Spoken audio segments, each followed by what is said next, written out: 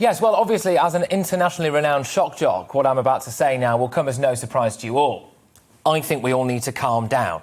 That's right, everyone. Chill out about the fuel shortage, OK? There's not a fuel shortage. This is a totally man-made crisis. If people don't panic buy fuel, then there won't be a shortage. It's like cutting off your feet and then complaining when you can't walk to work anymore. It's like the great big toilet roll crisis all over again. Do you remember that? There's a new virus out there that makes you cough and have a fever. Right then, I better buy every single sheet of toilet roll this side of the Watford Gap so I can stand on a fortress of tissue paper and watch elderly people have a breakdown in Tesco's. Let's just have a look at where this panic started, shall we? The government says it's down to comments being leaked from an industry meeting that said fuel stocks at forecourts were lower than expected. Who stands accused of leaking those comments? Well, a trifecta of anti-Brexit ideologues at the Road Haulage Association. Duncan Buchanan, the RHA's policy director, he answers to Richard Burnett, the chief executive of the RHA, while the public face of the industry body is a chap called Rod McKenzie, the managing director of policy and public affairs, who previously and obviously worked for the BBC. They stand accused, anyway, of wanting to continue to import cheap foreign labour instead of paying HGV drivers a better wage or, you know, what they're actually worth.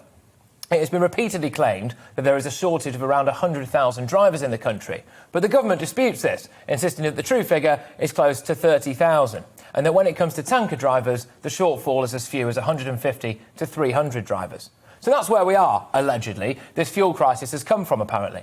People with a strong political agenda. The irony for those pro-Brussels bigwigs is that I'd actually rather carry around a plastic bag full of diesel than rejoin the European Union, so that can be bossed around by an unelected German lady and a cabal of random continental diplomats.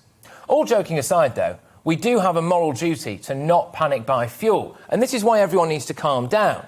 Boris is now thinking of bringing in the army to help with the supply chain, relaxing the rules to allow around 5,000 foreign HGV drivers to work in the UK again, and potentially get retired lorry drivers back into action. We've got a backlog of around 40,000 lorry drivers waiting to sit their test. Now, that needs to be sorted sharpish, and to be fair, the fact that it wasn't does seem like a glaring oversight. But if our panic buying means that somewhere between 50 to 90% of independent petrol forecourts are out of fuel, then how are people going to fill up if they want to go to work? There's talk of school closures now because people can't drop their kids off. Teachers won't be able to get in. We really do need to calm down about this for the good of the nation.